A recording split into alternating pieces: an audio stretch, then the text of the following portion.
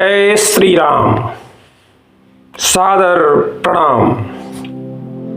रामचरितमानस की एक एक पंक्ति में जीवन का सार छिपा हुआ है। मैं हूं आपका साथी और यहां हम मिलकर करेंगे मानस की उस चौपाई पर चर्चा जो हमारे जीवन को सही दिशा और मन को शांति प्रदान कर देती है। आइए इस आध्यात्मिक यात्रा में जुड़िए हमारे साथ। स्वागत है आपका मानस चर्चा में। आज की चौपाई है कृष तन शीस जटा एक बेनी, जपति हृदय रघुपति गुण श्रेणी। यह कथा लंका की उस अशोक वाटिका से शुरू होती है जहां समय जैसे सीता माता के दुख को देखकर ठहर गया था। हनुमान जी ने जब वृक्ष की ओट से नीचे झांका तो उन्हें कोई राजपुत्री नहीं बल्कि तपस्या की एक जलती हुई लौ दिखाई दी। बाबा गोस्वामी तुलसीदास जी ने इस दृश्य को इन कालजयी पंक्तियों में सजोया है। कृष तनु शीस जटा एक बेनी, जपति हृदय रघुपति गुण श्रेणी। जपति हृदय रघुपति गुण श्रेणी। अर्थात माता सीता का शरीर अत्यंत दुबला हो गया है। सिर पर जटाओं की एक वेणी जूड़ा लट हो गई है। वे हृदय में श्री रघुनाथ जी के गुण समूह को याद करती हुई श्री राम नाम जाप कर रही हैं। कृष तनु शीस जटा, यह जो शब्द है कृष तनु शीस जटा, इससे यह स्पष्ट ज्ञात होता है कि अच्छी तरह ओढ़ने भर को वस्त्र भी नहीं है अथवा विरह की दशा में वस्त्र का संभार भी नहीं है। वस्त्र ठीक से ओढ़े नहीं गए हैं अथवा शरीर का अत्यंत कृश हो जाना तो केवल मुखारबिंद के दर्शन से जान गए। गीतावली में इस प्रसंग का वर्णन भली प्रकार किया गया है। देखी जान की जब जाई, परम धीर समीर सुत के प्रेम और न समाई। परम धीर समीर सुत के प्रेम और न समाई। कृष शरीर स्वभाव शोभित, लगी ओढ़ी ओढ़ी धूलि। मनहु मन सिज मोहनी, मनी गयो भोरे भूल। मनहु मन सिज मोहनी, मनि गयो भोरे भूल। रटति निशिवासर निरंतर राम राजीव नयन। रटति निशिवासर निरंतर राम राजीव नयन। जात निकट न बिरहिनी, अरे अकनिताते बयनो। जब हम बरवे रामायण को देखते हैं तो बरवे रामायण में पाते हैं कि श्री जानकी जी ने अपने कृष शरीर के संबंध में श्री हनुमान जी से स्वयं कहा है। क्या कहा है? अद्भुत वर्वे है यह। अब जीवन कई है कपि आसन कोई। देखें, अब जीवन कई है कपि आसन कोई। कन गुरिया कई मूदरी, कन गुरिया कई मूदरी कंगन होई। अर्थात कनिष्ठ अंगुली की अंगूठी अब इतनी ढीली हो गई है कि कलाई के कंगन का काम दे रही है। कृष तनु से जनाया कि शोकान्वित, चिंतित और उदास हर समय सीता जी रहा करती थीं तथा भोजन भी नहीं करती थीं, जैसा कि वाल्मीकि रामायण में स्पष्ट लिखा हुआ है। अश्रुपूर्ण मुखीरीणाम कृशामनसनेन च शोकध्यान पराम दीनाम नित्यं दुःखपरायणम् उपवास कृशां दीनां निःश्वसन्तीं पुनः पुनः शुष्यन्तीं रुदतीमेकां ध्यानशोकपरायणां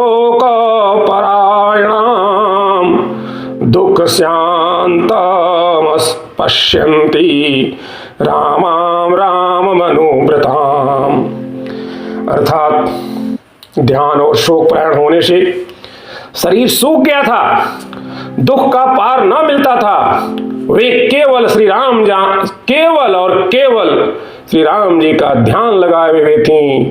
पुनश्च आप देखें, उपवासेन शोकेन ध्यानेन च भयेन च, उपवासेन शोकेन ध्यानेन च भयेन च परीक्षीणां कृशां दीनां अल्पाहारां तपोधनां परीक्षीणां कृशां दीनां अल्पाहारां तपोधनां शीस जटा एक बीनी कृष तनु शीस जटा एक बीनी। स्त्रियों में सिर के केशों की प्रायः 3 चोटियां बनाकर गुही जाने की रीति है।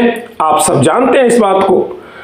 वह तीनों चोटियां मिलकर एक लट बन गई हैं, अथवा इससे जनाया गया है कि केस बिखरे पड़े रहते थे, कभी बांधे न जाते थे, जिससे सब आपस में मिलकर एक लट या जूड़ा या बेड़ी सरीखे हो गए हैं।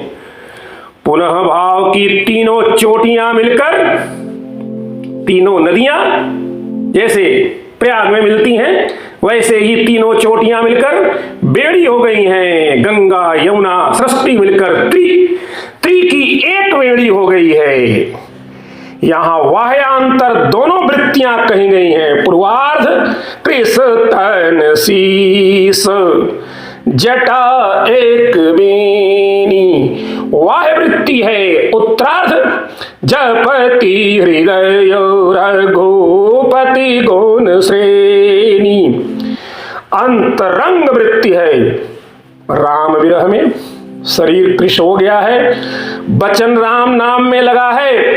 श्री राम जी अवश्य आएंगे, यह विश्वास मन में है और मन को राम चरण में लीन किए हुए हैं। इस प्रकार मन वचन कर्म तीनों से श्री राम चरण में अनुरक्त हैं। इसी से आगे हनुमान जी जब संदेश देते हैं तब कहते हैं मन कर्म वचन चरण अनुरागी। आप पाएंगे कि जब माता सीता जी हनुमान जी से संदेशा भेजती हैं कि आपको श्री राम जी को जाकर मेरा संदेशा कहना है, तो उस समय ये तीनों बातें सीता जी कहती हैं, मन कर्म वचन चरण अनुरागी, कहीं अपराध नाथ हों त्यागी।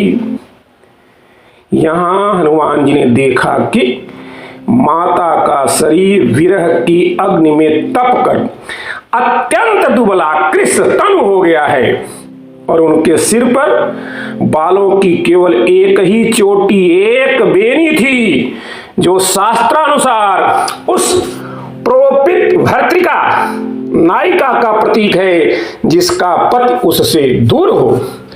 आदि काव्य वाल्मीकि रामायण में सीता जी के इस रूप का वर्णन कुछ इस प्रकार मिलता है। एकया दीधिया वेण्या शोभमानाम यत्नतः नीलया नारदा पाये वनराज्या महीमिव। अर्थात बिना यत्न के बांधी गई एक चोटी से सीता जी वैसे ही शोभित हो रही थीं जैसे वर्षा ऋतु के अंत में नीली वनराज से पृथ्वी शोभित होती है। हनुमान जी ने गौर किया कि माता के होठ नहीं हिल रहे थे, पर उनका हृदय निरंतर जपति हृदय रघुपति गुण श्रेणी, रघुपति गुण श्रेणी। माता का हृदय निरंतर रघुपति गुण श्रेणी का जाप कर रहा था। यह अजपा जप था, जहां भक्त और भगवान के बीच शब्दों की नहीं केवल भावों की डोर होती है। जब हम सीता जी की इस निःशब्द भक्ति को आज के आईने में देखते हैं तो हरिशंकर परसाई के व्यंग भगत की गत की याद आती है। परसाई जी उस भगत की कहानी सुनाते हैं जो मंदिर में लाउड स्पीकर लगाकर शोर मचाया करता था। जब वह स्वर्ग पहुंचा तो भगवान ने उसे यह कहकर नरक भेज दिया कि मैं बहरा नहीं था, तुम्हारे शोर ने पड़ोस के बीमारों और छात्रों को परेशान किया। शरद जोशी जी ने राजनेताओं के पाखंड पर चोट करते हुए लिखा, तरकटी पर बैठे मुर्दे वोट मांग रहे हैं, तरकटी पर बैठे मुर्दे वोट मांग रहे हैं, राम नाम सत्य है, आम नाम सत्य है। जोशी जी के अनुसार आज के रावण सीता का अपहरण नहीं करते बल्कि भ्रष्टाचार के माध्यम से पूरे देश का भविष्य ही अपहृत कर लेते हैं। रामायण के इस गंभीर प्रसंग से हमें बहुत प्रकार की सीख मिलती है। रामायण में अन्य गंभीर प्रसंग भी आते हैं, उन सभी प्रसंगों को लोकमानस ने हंसी ठिठोली में भी पिरोया है। एक प्रसिद्ध प्रसंग में एक बच्चा अपने पिता से कहता है, पापा मैं रामलीला में राम बनूंगा और आप दशरथ बन जाइए। पिता सहम कर कहते हैं, बेटा मैं दशरथ नहीं बन सकता, क्योंकि दशरथ तो बड़ी हिम्मत वाले थे, तीन तीन पत्नियां संभालते थे, यहां तो एक ही भारी पड़ रही है। एक अन्य व्यंग में रावण स्वयं मंच पर आकर आज के पुरुषों को चुनौती देता है। वह कहता है कि मैंने सीता का अपहरण तो किया पर मैंने मर्यादा नहीं तोड़ी, जबकि आज के समाज के लोग आप पाएंगे कि आज के समाज में हर गली में रावण खुले घूम रहे हैं। सीता माता की रोचक लोक कथा और नित्यनेम बहुत ही ध्यान देने योग्य बातें हैं। लोक कथाओं में सीता जी की एक बेनी और उनके नित्य नियम की एक बहुत सुंदर कहानी, बहुत ही अद्भुत कहानी प्रसिद्ध है। कहा जाता है कि सीता माता रोज एक कहानी कहती थीं और उनकी कहानी को प्रभु श्री राम सुनते थे। इस कथा के साथ जुड़ा एक लोकगीत, एक प्रार्थना भक्तों के बीच में अत्यंत लोकप्रिय है। राम आए लक्ष्मण आए, देश के पुजारी आए, नित नेम का नेम लाए। राम आए लक्ष्मण आए, देश के पुजारी आए, नित नेम का नेम लाए। आओ राम बैठो राम, तपी रसोई जीमो राम, माखन मिश्री खाओ राम। आओ राम बैठो राम, तपी रसोई जीमो राम, माखन मिश्री खाओ राम। खाली घर भंडार भरेंगे, खाली घर भंडार भरेंगे, सबका बेड़ा पार करेंगे। खाली घर भंडार भरेंगे, सबका बेड़ा पार करेंगे। कथा कहती है कि जिन्होंने श्रद्धा से यह कहानी सुनी, उन उनके घर भंडार से भर गए, और जिन्होंने अहंकारवश इस कहानी को नकारा उसका क्या हुआ, यह बात एक अभिमानी बहू है उससे जान लेते हैं। एक अभिमानी बहू थी जिसने कहानी सुनने से मना कर दिया क्योंकि उसे घर जाने की जल्दी थी। परिणाम यह हुआ कि उसका सोने का घड़ा मिट्टी का हो गया और महंगी साड़ी फट गई। उसे अपनी समृद्धि गंवानी पड़ी। लेकिन जब उसकी सास ने इस पूरी घटना को जाना तो सास आकर माता सीता जी से कहानी सुनी, फिर उसका घर भंडार से भर गया। तुलसीदास जी की कृष्ण तन वाली सीता की छवि का प्रभाव मैथिली गुप्त के साकेत में भी दिखता है, जहां उर्मिला के विरह का वर्णन गुप्त जी करते हैं। वह सती उर्मिला अपने मन रूपी मंदिर में अपने पतिदेव की प्रतिमा स्थापित करके स्वयं उनके विरह में प्रज्वलित होती हुई आरती स्वरूप बनी हुई थी। जलती थी उस विरह में बनी आरती आप, जलती सी उस विरह में बनी आरती आप। सीता उस विरह में आरती बनकर जलती थी। अंततः कृष्ण तन शीश जटा एक बेनी केवल एक शारीरिक अवस्था नहीं बल्कि अटूट विश्वास का संदेश है। यह कथा हमें बताती है कि चाहे परिस्थिति रावण की कैद जैसी कठिन हो, अगर हृदय में गुण श्रेणी सद्गुणों का प्रभाव है तो हनुमान रूपी विश्वास आपको ढूंढ ही लेगा। जहां एक ओर यह पंक्ति हमें आध्यात्मिक शक्ति देती है, वहीं व्यंग्यकारों और लोक कथाओं के माध्यम से हमें अपने समाज के पाखंड को पहचानने की दृष्टि भी देती है और परमात्मा पर विश्वास रखने की अखंड प्रेरणा भी देती है। माता सीता का यह धैर्य और हनुमान जी की यह भक्ति हमें सिखाती है कि कठिन समय में भी संयम बनाए रखें। अगर आपको यह चर्चा प्रेरणादायक लगी हो तो इस वीडियो को लाइक करें और उन लोगों के साथ शेयर करें जिन्हें आज इस संदेश की जरूरत है। मानस की ऐसी ही और गहरी चर्चाओं के लिए चैनल को सब्सक्राइब करना ना भूलें। मिलते हैं अगले वीडियो में एक नई चौपाई और एक नई सीख के साथ। आशा है आप सब जहां भी रहेंगे सानंद रहेंगे और आपके ऊपर प्रभु की कृपा बनी रहेगी।